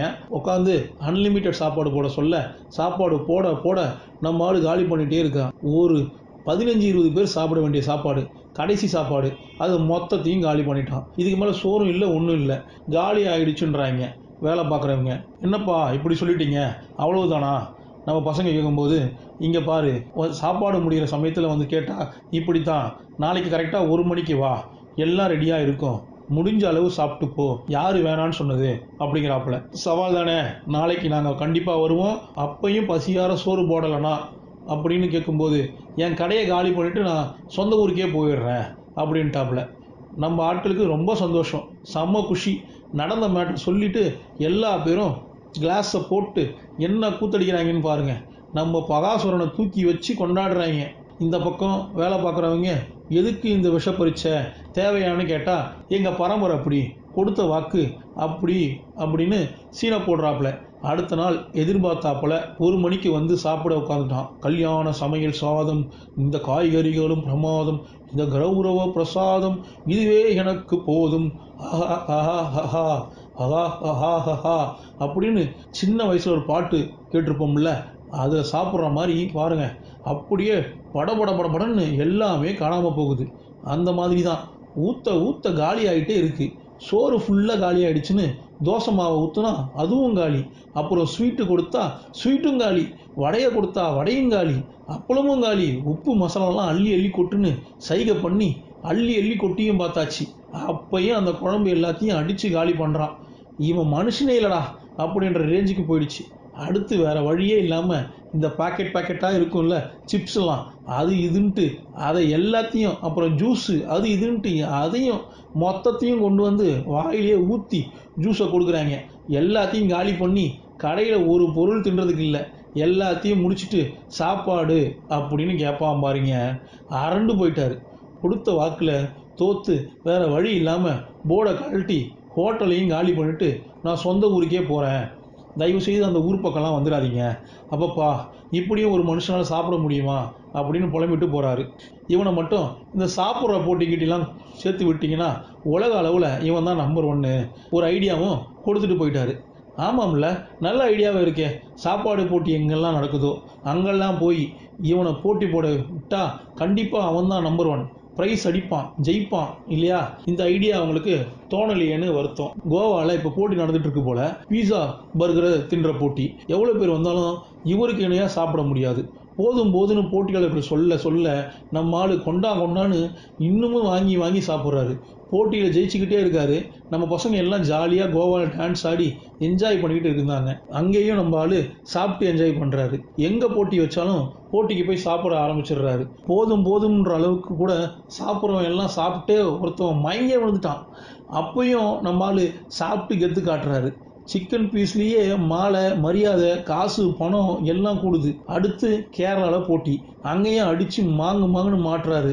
இப்படி எல்லா போட்டிகளையும் நல்லா ஜெயிச்சு நல்லா சம்பாதிச்சு கேட்ட 10 லட்சம் பணமும் கிடச்சி ஒரு ஹோட்டலுக்கான அட்வான்ஸையும் கொடுத்து பத்திரமே போட்டு வந்துட்டாங்க. சூப்பரில். கடைசியில் இவங்களுக்கு அந்த ஆவியால் இந்த நல்லது நடக்கும்னு இருந்திருக்கு. ஆனாலும் நம்ம சாமியார் பசங்கக்கிட்ட ஒரு தப்பை எடுத்து சொல்கிறாரு. ஏண்டா, நீங்கள் நல்லா காசு பார்க்குறீங்க, நல்லா சந்தோஷமாக இருக்கிறீங்க, ஆவியை இப்படி வச்சு நீங்கள் அலப்பறை பண்ணிட்டு இருக்கீங்களே, அந்த ஆவி இருக்கிற அந்த கூடு, அந்த மனித உடல் அவனுக்கு சொந்தம் இல்லைன்னு உங்களுக்கு தெரியாதா? அந்த மனுஷனோட உள்ளே இருக்கிற அந்த ஆத்மா தான் உடலை வேற ஒருத்தர் இந்த மாதிரி யூஸ் பண்ணுறாங்கன்னு வருத்தப்படாதா? இது தப்பு இல்லையான்னு கேட்குறாரு. அப்புறம் தான் நம்ம பசங்களுக்கு உரைக்குது இது தப்புன்னு. அதே சமயத்தில் ஊரில் இருக்கிற அந்த பையனோட அப்பா விவசாயம் முடிஞ்சிருச்சு, அடுத்த வாரம் வந்து நான் பிள்ளையை கூட்டிக்கிறேன் கால் பண்ணி டைரக்டர்கிட்ட சொல்கிறாரு. டைம் ஆகிடுச்சு, இன்னும் ஒரு வாரத்தில் நம்ம இந்த பிரச்சனையை முடித்து நல்லபடியாக அந்த பையனை அனுப்பி வைக்கணும்னு டைரக்டர் சொல்கிறாப்புல. சரி, ஓகே, அனுப்பி வைக்கலாம்னு நம்ம ஆட்கள் முடிவு பண்ணி சாமியார்கிட்ட சொல்ல, சாமியார் அனுப்பி வைக்கிறதெல்லாம் அவ்வளோ ஈஸி இல்லை, இனிமே தான் நிறைய கஷ்டம் உங்களுக்கு வரப்போகுது, தற்காலிக தீர்வுன்னு சொல்லி ஒரு காப்பு கொடுக்குறாரு. இந்த காப்பை அவன் கையில் தூங்கும்போது கட்டிடுங்க அப்படின்னு சொல்கிறாரு. பயபுள்ள தூங்கிட்டு இருக்கும்போது கையில் காப்பை கட்டிட்டாங்க. அடுத்து ஒரு பாயை பார்க்குறதுக்காக தான் வராங்க. பேய் ஓட்டுறதுல அவர் எக்ஸ்பர்ட் போல் தெரியுது. இங்கே வந்து பார்த்தா தம்மா துண்டா ஒல்லியாக இருக்கிற ஒரு பொண்ணு, அந்த பொண்ணோட உடம்புல ஒரு ஆத்மா இறங்கி பயங்கர ஆட்டம் போடுதுங்க. 7 பேர் சேர்ந்து அந்த அம்மாவை அடக்கி அவ்வளவு பெரிய கயத்தில் கட்டி இழுத்துட்டு போக வேண்டிய சூழல். இவ்வளவு ஒல்லியாக இருக்கிற இந்த பொண்ணே 7 பேர் அடிக்குதுன்னா நம்ம பையன் இருக்கிற சைஸுக்கு பார்த்தாதே, ஏய் உள்ளே இருக்கிற அத்தனை பேரையும் வர சொல்லுங்கப்பா அப்படின்றாங்க. நம்ம பசங்க சரின்னு மொத்த டிக்கெட்டும் கைத்தை எடுத்துட்டு அவரை கட்டி இழுத்துட்டு போகிறதுக்கு தயாராக இருக்கிறாங்க. அவரோட சைஸ் அப்படி, என்ன ஒரு யானையை கட்டி இழுத்துட்டு போகிற ரேஞ்சுக்கு தயாராக இருக்காங்களே, வாய்ப்பு கிடைக்குமோ, இழுத்துற முடியுமோ அப்படியெல்லாம் நம்ம யோசிச்சு இருப்போம். ஏன்னா பேய் ஓட்டுற அந்த இடத்துக்குள்ளே பேய் இருக்கிறவங்க அவ்வளோ ஈஸியாக போக மாட்டாங்க. அதுக்குத்தான் யானையை இழுக்கக்கூடிய அளவுக்கு இவ்வளவு பெரிய கயிறு இழுத்துட்டு போகிறதுக்கு இவ்வளவு பாய்களும் ஒன்று சேர்ந்துருக்காங்க. விடாது ஓதிக்கிட்டே இருக்கிறாங்க. அவனை போய் உசுப்பு அப்படின்னு பாய் சொன்னதும் நம்ம ஆள் போய் உசுப்புறாப்புல. ஆனால் வாங்கண்ணா அப்படின்னு தூங்கிட்டு இருந்தவரை எந்திரிச்சு பார்க்குறாரு. சட்டையை உதறனதுக்கே பாய்கள் எல்லாம் பதறாங்க. அவர் பாட்டுக்கு கம்முன்னு உள்ளே போயிட்டாரு. நானும் இந்த தொழிலில் பல வருஷமாக இருக்கேன் தம்பி, தர்காக்குள்ளே எந்த ஒரு பேயும் தானாக விருப்பப்பட்டு உள்ள இவ்வளவு அமைதியாக வந்ததே இல்லை.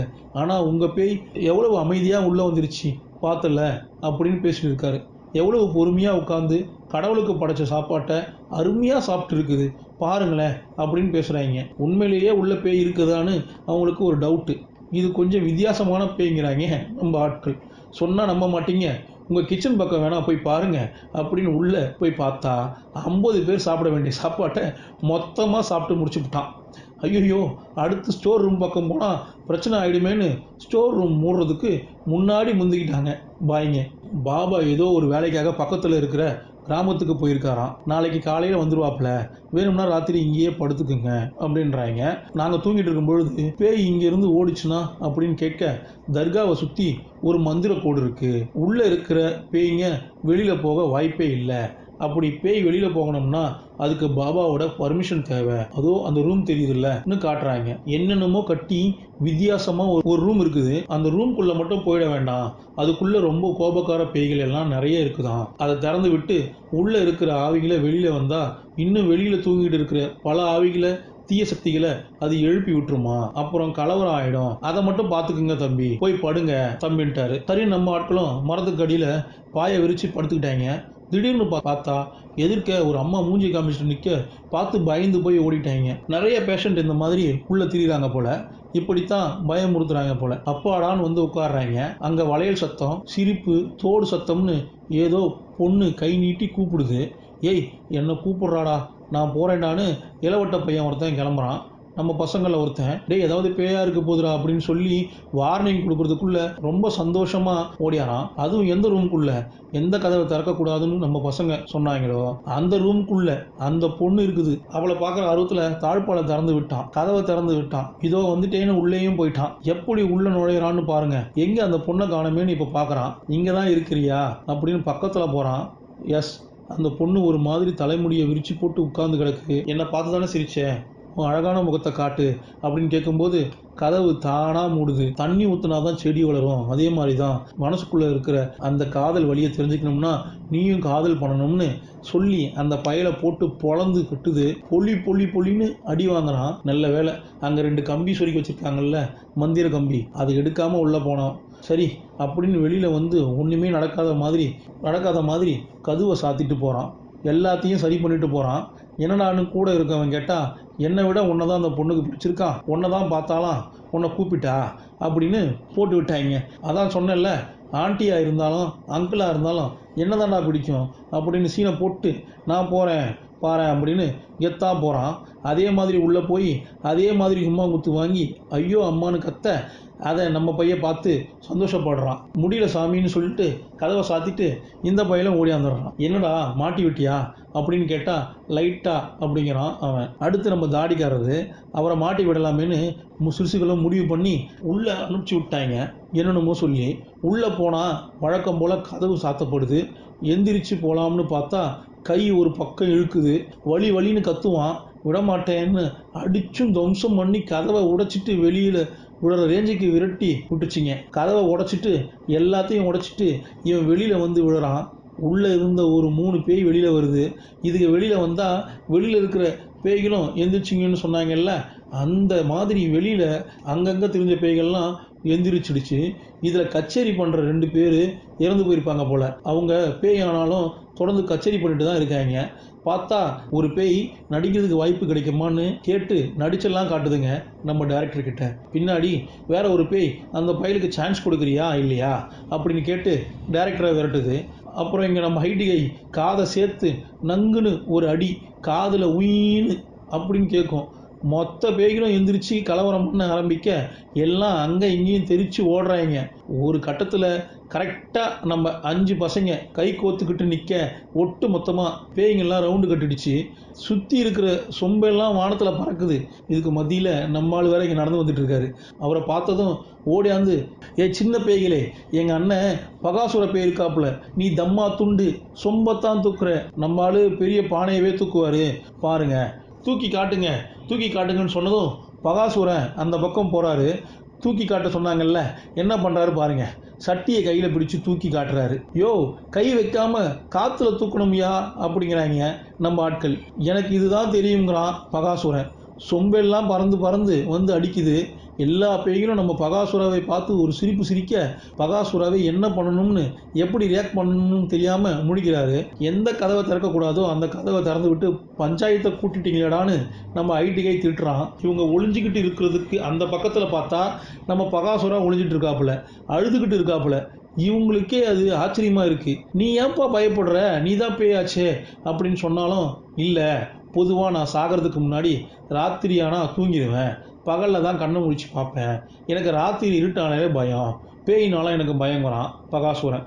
ஏய், உன் பலம் உனக்கே தெரியல, உன் பலம் என்னங்கிறத நான் உங்ககிட்ட காட்டுறேன் வாங்க அப்படின்னு 2 பேர் இழுத்துட்டு போகிறாங்க. அது ஒரு பேய் இவங்களை அந்த இடத்துலையே பயமுறுத்தும். ஏதாவது பண்ணி குள்ள பேயாக தான் இருக்குது பயமுறுத்துன்னு சொன்னால் பகாசுரன் பயந்து ஓடி போயிட்டான். இந்த குள்ள பேய் பசங்க கையில் அருவாவை கொடுத்து வெட்டுங்குது. பகாசுரன் பயந்து போய் தெரிச்சு ஓடிக்கிட்டு இருக்கான். எதை வெட்ட சொல்லுதுன்னு பார்த்தா குட்டி சாத்தானுங்க போல கையில் சங்கிலி போட்டிருப்பாங்க. அந்த சங்கிலியை அறுத்து விட்டாங்க. அருவா கொடுத்ததுனால குட்டி சத்தாங்க விரட்டிட்டு வர அது 2ஐயும் தூக்கி தண்ணி தொட்டிக்குள்ளேயே போட்டார். இவர் இறக்க ஓடியார இந்த பக்கம் பார்த்தா ஒரு ஆண்டியோட இடுப்பை பார்த்துட்டு சந்தோஷமாக பகாசுரன் சிரிக்கிறான். திரும்பினா இவங்க வேற மாதிரி ஐயோயோ அப்படின்னு தெரிச்சு ஓடி போய் ஒரு ரூமுக்குள்ளே ஒளிறான். பார்த்தா ஏற்கனவே நம்ம ஆள் உள்ளே போயிருக்காப்புல. கதவை சாத்திட்டு செஞ்சு விட்டாப்புல. ஒன்ஸ் மோர் கேட்குது. இல்லை அப்படின்னு சொல்கிறதுக்குள்ள மறுபடியும் கதவை சாத்திடுச்சு. ஒன்ஸ் மோரும் முடிஞ்சு போச்சு. இடுப்பு வலிக்குதுன்னு முடியலங்கும் போது மறுபடியும் ஒன்ஸ் மோர் கேட்க மறுபடியும் கதவை சாத்தப்படுது. ஐயோயோ முடியலையே அப்படின்னு கதவு பக்கத்தில் விழுந்து கிடக்கிறாப்புல. எத்தனை தடவைன்னு கேட்குறாங்க? 3 அப்படிங்கிறாப்புல. அவர் ஒன்ஸ் மோர்னு மறுபடியும் சொல்ல தெரிச்சு ஓடிட்டாரு. அடுத்து நம்ம புள்ளையாண்டங்களை கேட்க புள்ளையாண்டங்க எல்லாம் ஓடுறானுங்க. நம்ம ஐடி கை ஹாலிவுட் ரேஞ்சில் அவர் ஒரு ரூம்குள்ளே போனால் அங்கே நன்பை இருக்குது, காற்றுல பறக்குது. பார்த்ததும் ஐடி ஓடி போயிட்டான். என்னை விட்டுரு ஒருத்தன் கெஞ்சிக்கிட்டு இருக்கான். ஜன்னல் பக்கம் விட்டு தானாக முட்டை விட்டு கையை ஒரு பக்கம் இழுக்க விட்டுன்னு அவனை அடிக்க விடுது. கடைசியில் படாத இடத்துல அவனை அடிச்சுக்கிட்டு விழுந்துட்டான். பேய் அந்த பக்கம் திரும்பின கேப்பில் இதாண்டா சான்ஸ்னு நம்ம ஆள் எஸ்கேப் ஆகிட்டான். வெளியில் பார்த்தா பேய்கள் எல்லாம் நம்ம பிள்ளைகளை போட்டு புரட்டி எடுக்குதுங்க. பகாசுராவோ அந்த பேய் விடுறாப்புல தெரியல. ஒரு வழியாக காலையில் விடிஞ்சதும் எல்லாம் அமைதியாக ஆயிடுச்சிங்க, மயங்கிடுச்சிங்க. பாபாவும் வந்துட்டாரு, பகாசுராவை பார்த்துட்டாரு. அப்புறம் நம்ம பிள்ளைகளை பார்த்து விசாரிக்கிறாரு. பகாசுராவுக்கு ஒரு ஆசை உண்டு. தீரா பசியோடு என்னை படைச்ச பரவாயில்லை, அந்த பசிக்கு சோறு போடுறாப்புல ஒரு ஜீவனை படைக்க வேண்டாமா ஆண்டவா அப்படின்னு. அப்போது உயிரோடு இருக்கும்போது பகாசுரா வானத்தை பார்த்து கடவுளை பார்த்து கேட்டிருப்பான். தனக்கு சோறு போடுற ஒரு ஜீவன் வேணும். இதுதான் பகாசுராவோட ஒரு ஆசை. கூட துணை இல்லாமல் அனாதையாக அவன் இறந்து போனான். தனிமரமாக அந்த ஆவி போச்சு. அப்போது பகாசுராவுக்கு யாருமே இல்லாமல் இருக்கலாம். ஆனால் இப்போ நாங்கள் 5 பேர் இருக்கிறோம் அப்படிங்கிறாரு நம்ம ஐடி. ஏதாவது ஒரு பரிகாரம் சொல்லுங்கன்னு நம்ம ஆட்கள் கேட்கும்போது காவேரி நதி பக்கத்தில் போங்கன்னு அனுப்புகிறாரு. அங்கே ஒரு சாமியார் உங்களுக்கு விமோச்சனம் சொல்லுவார்னு சொல்லி நம்ம ஆளை அனுப்பிச்சி வைக்கிறாரு பாய். போலாமான்னு கூப்பிட்டதும் பகாசுரா ஜம்முன்னு கிளம்பி வந்துடுறாரு. என்னப்பா என்னை அனுப்புறதுக்கு ஒரு வழி கிடச்சிருச்சா அப்படின்னு வேனில் பசங்க ஏறும்பொழுது கேட்பாரு பாருங்க. பசங்க மூஞ்சியெல்லாம் ஒரு மாதிரி ஆயிடுச்சு. ஒரு பேயை விரட்டுறாப்புல இப்போ தெரியல. பசங்கள்லாம் கூட இருக்க ஒரு நண்பன் ரொம்ப நாளாக கூட இருந்துட்டு 4 வருஷம் ஹாஸ்டலில் ஒன்றா இருந்துட்டு அதுக்கப்புறம் எல்லாம் பிரிய போகிறோம் நினைக்கும் போது எப்படி அழுவாங்க? கிட்டத்தட்ட அந்த மாதிரி அழுதுட்டு இருக்காங்க. ஒவ்வொருத்தரும் வருத்தப்பட்டு கண்ணீர் விட்டு கதறிட்டு இருக்காங்க. இங்கே என்ன ஏதுன்னு கேட்டால் இறந்தவங்களுக்கு கடைசியாக ஒன்று செய்வாங்கள்ல, எல்லாம் செஞ்சு படைப்பாங்கள்ல, அதை செஞ்சாதான் அவங்க நல்லபடியாக மேலோகத்துக்கு போய் சேருவாங்கன்னு ஒரு நம்பிக்கை இருக்குதுல்ல இந்து மதத்தில். அதை நம்ம பயலுக்கு யாருமே செய்யலை. இன்றைக்கி அதுதான் சிக்கல் போல். இப்போ சொந்தக்காரங்க செய்யலாம்னு சொல்லும்போது நம்ம பிள்ளைங்க 5 பேருமே நாங்கள் இருக்கிற சொந்தம்னு சொல்லி அந்த சடங்கை அவங்க செய்கிறாங்க. பழசெல்லாம் நினச்சி பார்க்குறாங்க. இவங்க 5 பேருக்கு எவ்வளோ நல்லது செஞ்சுருக்கிறாப்புலங்கிறத நம்ம பிள்ளைங்க நினச்சி பார்க்குறாங்க. அவருமே எல்லாத்தையுமே நினச்சி பார்க்குறாரு. தனக்காக 5 பேர் இப்படி இதெல்லாம் நமக்கு செய்கிறாங்களேன்னு அவருக்கும் ஆனந்த கண்ணீர் வருது. அன்னைக்கு சோறு போட ஒரு வாய் சோறு போட ஆள் இல்லை. எல்லா கதவையும் சாத்தினாங்க. இவனுக்கு சோறு போட அன்னைக்கு ஆள் இல்லை. ஆனால் இன்றைக்கி எவ்வளவு கேட்டாலும் அள்ளி போட்டுட்டு இருக்காங்க நம்ம பிள்ளைங்க. அதை நினச்சி பார்க்குறான். சுடுகாட்டில் நாய் தின்ன சாப்பாடை இவர் சாப்பிட்ருப்பார். கோவாவுக்கே போய் இவங்க சாப்பாடை ஊட்டி விட்டுருப்பாங்க. அதை நம்மளாலும் நினச்சி பார்க்குறாரு. அன்னைக்கு ஜமீன்தார் புள்ள கல்லால் அடித்து கொன்னான், அனாத பணமாக புதைச்சான். ஆனால் இன்றைக்கும் 5 சொந்தம் ஒன்றா கூடி செய்ய வேண்டிய முறைகளை எல்லாம் செஞ்சு இவனை அடக்கம் பண்ணுறதை பார்த்து அவருக்கு ஆனந்த கண்ணீரே வருது. எல்லாம் முடிஞ்சிருச்சு தம்பி, இதெல்லாம் கொண்டு போய் தண்ணியில் விட்டிங்கன்னா ஆத்மா சாந்தி அடைஞ்சிருங்கிறாரு ஐயர். ஆனால் அதை செய்கிறதுக்கு முன்னாடி 5 பேரும் ஓடி போய் பகாசுராவை கட்டி பிடிச்சி கதறி அழுறாங்க. என் பாட்டி செத்த பிறகு எனக்கு சோறு போடவோ அன்பை காட்டவோ ஆள் இல்லை. என் ஊரில் பிச்சை கூட எடுத்து பார்த்துட்டேன், ஒருத்தனும் பிச்சை போடலை, கதவை சாத்திட்டானுங்க. எனக்கு சோறு போடலைங்கிறத விட ஒருத்தரும் என் மேலே பாசம் காட்டலையே அப்படிங்கிறது தான் எனக்கு ஒரு பெரிய வலியை கொடுத்தது. கடைசி காரியத்தை கூட எனக்கு செய்கிறதுக்கு ஆளே இல்லையேன்னு ஒரு வருத்தமும் எனக்கு இருந்தது. நம்ம ஐடி பையனை பார்த்து, உங்கள் அப்பாவோட மருத்துவத்துக்காக வச்சுருந்த பணம் கடைசியில் அதையும் வச்சு எனக்கு சோறு போட்ட, நான் எல்லாம் உனக்கு யார், எனக்கெல்லாம் நீ ஏன் செய்யணும் அப்படின்னு கேட்குறாப்புல. ஃப்ளாஷ்பேக்கில் அப்பா பணம் கேட்கும்போது அடுத்த முறை கொடுத்துட்றேன், அட்ஜஸ்ட் பண்ணிக்கன்னு ஐடி பையன் சொன்னதை கேட்டிருப்பார் போல். என் கூட பிறந்த அண்ணனாக இருந்தால் கூட இப்படி என்னை பார்த்துருப்பாங்களான்னு தெரியலங்கிறாரு. இப்போது நீங்கள் ஆசைப்பட்டாப்புல அந்த ஹோட்டல் வைக்க போகிறீங்க, பிடிக்காத ஐடி வேலையை விட்டுட்டு பிடிச்ச வேலையை பார்த்து சந்தோஷமாக இருக்க போகிறீங்கிறாப்புல. இந்த பக்கம் நம்ம டைரக்டரை பார்த்து, நீ ஒரு நல்ல கதை எழுதணும்னு நினச்ச, ஆனால் நிப்பாட்டி கதை எழுதுகிற வேலையை விட்டுவிட்டு வெளியில் போய் அசிஸ்டன்ட் டைரக்டராக வேலை பார்த்து அவமானங்களை தாண்டி கிடைச்ச 5 or 10 அதை வச்சு மளிகை சாமான்லாம் வாங்கி போட்ட. எதுக்கு? கதைக்காக நீ அலைஞ்சிக்கிட்டு இருக்கிற. என் கதையை விடவா உனக்கு ஒரு கதை வேணும்? என் கதையை, இப்போ நடந்த கதையவே நீ படமாக எடு, நல்லா வருவேன்னு ஒரு அருமையான ஐடியாவை கொடுக்குறாரு பகாசுரா. அப்புறம் நம்ம தாடிக்காரன், நீ நல்ல பையன், அறிவான பையன், ஒரு பொண்ணை அந்த பொண்ணை பார்க்க கூட போல, அந்த பொண்ணை போய் பாரு, அந்த பொண்ணு படுற கஷ்டத்தை பாரு, அந்த கஷ்டத்தை பார்த்தா தானாக நீ முன்னேறி வந்துடுவேன்னு அவருக்கும் ஒரு நல்ல வழியை சொல்கிறாப்புல. அப்புறம் மீதி நம்ம பிள்ளைங்க 2 பேரும், நீங்கள் வாழ்க்கையில் பல அவமானங்களை பார்த்துட்டீங்க, அந்த வழிகளை எல்லாத்தையும் தாண்டி அந்த நிலைமையிலையும் எனக்கு சோறு போட்டீங்க. நீங்கள் எல்லாம் அனாதைகள் இல்லை, யாரும் இல்லைன்னு நீங்கள் நினைக்க வேண்டாம். நம்ம ஐடி ஆள் இருக்கார்ல, அவரை விட ஒரு அண்ணன் உங்களுக்கு வேணுமா என்ன? நீங்கள் தாராளமாக ஒரு குடும்பமாக ஒன்றா நல்லா வாழலாம், ஹாப்பி ஃபேமிலியாக இருப்பீங்கன்னு வாழ்த்தவும் செய்கிறாரு. கடைசியாக அந்த தர்ப்பணத்தை அவரே எடுத்து கொடுத்து முறைப்படி கொடுங்கன்னு கொடுத்துட்டு நம்ம பசங்க 5 பேரும் தர்ப்பணம் பண்ண இவரும் வானத்தில் போய் காத்தோட காத்தா கரைஞ்சிடுறாரு. மேலோகத்துக்கு நல்லபடியாக போய் சேர்ந்துட்டார் போல தெரியுது. கட் பண்ணால் இந்த பக்கம் கருப்பண்ணசாமியை கும்பிட்டு இருக்குது ஒரு அம்மா. அந்த அம்மாவோட பையன் கையில் கட்டு போட்டிருக்கான், கை விலங்கலை போல். அவனுக்கு கை சரியாகணும்னு வேண்டிக்கிட்டு இருக்கும்போது எதுக்க பார்த்தா பைக்கில் குடிச்சிட்டு ஒரு ஆள் வண்டி ஓட்டிக்கிட்டு வராரு. விட்டா நேரில் டெஃபினட்டாக இடிச்சிருப்பாப்புல. அந்த நேரத்தில் நம்ம சாமியார் அந்த பிள்ளையை இழுத்து பிடிச்சி இந்த பக்கம் தள்ளுறாரு. வண்டி அந்த பக்கம் போயிடுச்சு. பிள்ளையை காப்பாற்றிடுறாரு. சாமி கும்பிட்டுருந்த அந்த அம்மாவுக்கு அது தெரியல. பிள்ளையை பிடிச்சி இப்படி எல்லாம் தள்ளி விடுறியே, நீ எல்லாம் மனுஷனா அப்படின்னு கேட்கும்போது அவர் அப்படியே அங்கேருந்து நடந்து போக அவரோட நிழல் நமக்கு காட்டுறாங்க. அவர் கருப்பண்ணசாமி தான். அவர் கைப்பட்டதுனாலேயே அந்த பையனோட விளங்காத கை கூட விளங்கிடுச்சுங்க. சாமி தான் ஹெல்ப் பண்ணியிருக்காங்கிறத புரிஞ்சுக்கிட்டு அந்த அம்மா கும்பிடுது. இந்த பக்கம் ஐடியில் பார்த்தா, ஏய் சூப்பர்ப்பா, ஃபைனலாக கொடுத்த எல்லா ஒர்க்கும் நல்லபடியாக பண்ணியிருக்க, உன்னால் பிரச்சனையே இல்லை, இப்போ எல்லாம் உன்னால் பிரச்சனையே இல்லை, இப்போலாம் எனக்கு ப்ரெஷரே இல்லை தெரியுமா, ஆனால் இப்போ வேலை வேணான்ட்டு ரிசைன் பண்ணுறாரு போல். அதுக்கு மேனேஜர் திட்டுறான், உன்னை ரோல் மாடலாக எடுத்துக்கிட்டு எல்லா பேரும் இப்போ வேலையை விட போகிறாங்க, சோறும் தங்குறதுக்கு இடமும் கொடுக்கறது இந்த வேலை தான் தெரியுமில்ல அப்படிங்கிறாரு மேனேஜர். ஜெயிலில் கூட தங்குறதுக்கு இடம் கொடுக்குறாங்க, சோறு போடுறாங்க, அதனால் யாரும் ஜெயிலில் போய் தங்குறோம்னு போய் தங்குறது இல்லை. எப்படா ஜெயிலை விட்டு வெளியே ஓடும்னு சுதந்திரம் கிடைக்கும்னு யோசிப்பாங்க. எனக்கும் அதே மாதிரி தான். உங்களுக்கு கீழே இந்த வேலை பார்க்குற இந்த ஜெயில் எப்படா விடுதலை கிடைக்கும், ஓடலாம்னு எதிர்பார்த்துட்டு இருக்குங்கிறப்ப உங்களுக்கு என்னை பிடிக்கலையா, கிராமத்தில் இருந்து வந்த என்ன மாதிரி ஆட்களை பிடிக்கலையா, இல்லை நாங்கள் பண்ண வேலையை பிடிக்கலையான்னு தெரியலை. எப்போ பார்த்தாலும் கடித்து குதிரைக்கிட்டே இருக்கிறீங்க, டார்ச்சர் பண்ணிக்கிட்டே இருக்கிறீங்க. நான் இந்த வேலையை வேண்டாம்னு முடிவு பண்ணதுக்கு காரணம் உங்கள் டார்ச்சர் தான். ஆனால் அப்பப்போ நினச்சி பார்க்குறது உண்டு, நம்மளை விட நம்ம அப்பா அம்மா நம்மளை படிக்க வைக்கிறதுக்காக எவ்வளோ கஷ்டப்படுறாங்க. அந்த கஷ்டத்தோடு ஒப்பிடும்போது நம்ம படுற கஷ்டம் எல்லாம் ஒன்றுமே இல்லை. இந்த மேனேஜர் கூட ஒரு காலத்தில் ஆக்டராக ஒரு நடிகராக இருந்தவர். நடிப்பு அதுக்குள்ளே போகணுங்கிறது தான் அவரோட ஆசை. வேறு வழி இல்லாமல் அவர் சொன்னார் இல்லை, சோத்துக்கும் தங்குற வீட்டுக்காகவும் வேறு வழி இல்லாமல் இப்படி கம்பெனியில் வேலை பார்த்து மேனேஜராக இருக்கிறாரு. அதனாலேயே அந்த விரக்தினாலேயே இப்படி ப்ரெஷரை போட்டு கொட்டுறாரு. என்னவோ மேனேஜராக நீங்கள் சந்தோஷமாக இருக்கிறாப்புல எங்களுக்கு தெரியலை. ஆனால் உள்ளே இருக்கிற அந்த நடிகர் சக்கரவர்த்தி அவர் சந்தோஷமாக இருக்கிறாரா, இருந்தால் எனக்கு சந்தோஷம்னு சொல்லிட்டு வெளியில் வருவான். வெளியில் வந்தால் மித்த எல்லா பசங்களும் சூப்பர் சூப்பர்னு கங்க்ராட்ஸ்னு வாழ்த்திட்டு இருக்காங்க.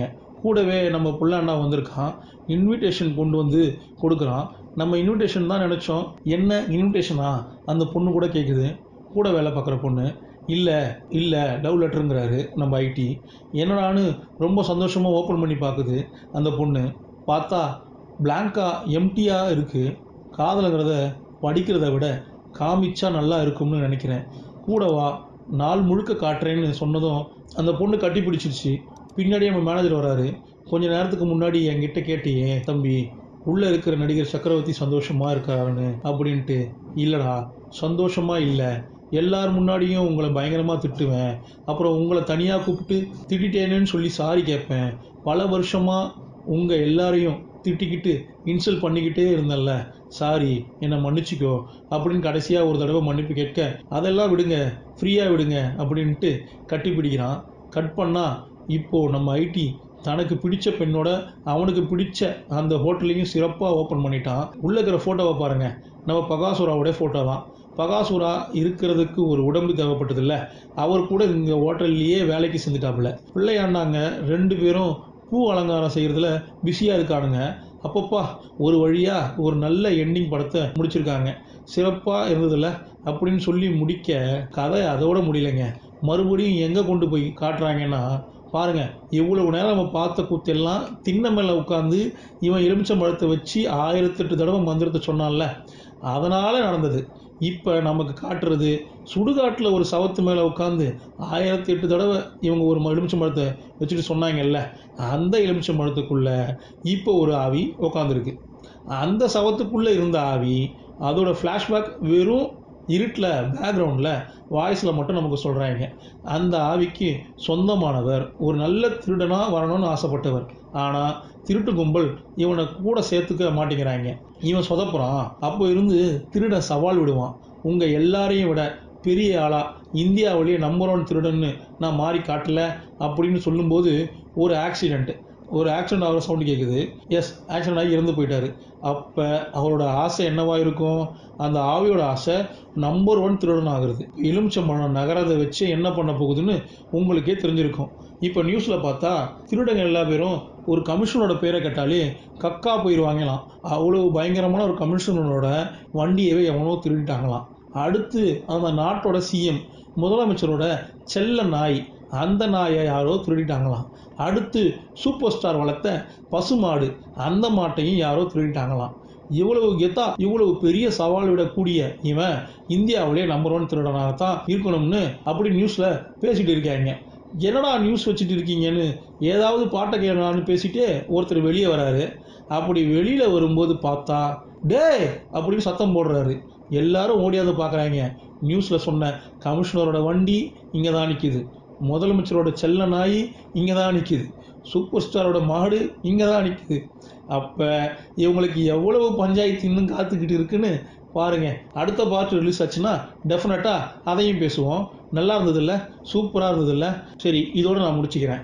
இனிமேல் வருங்காலங்களில் இதே போல் நிறைய விசித்திரமான நல்ல நல்ல கதைகள் கொண்ட படங்களை நம்ம பார்க்கலாம். தொடர்ந்து என்ன சப்போர்ட் பண்ணுங்கள், சப்ஸ்கிரைப் பண்ணுங்கள், மறந்துடாதீங்க, கமெண்ட்டும் பண்ணுங்கள். பாய்.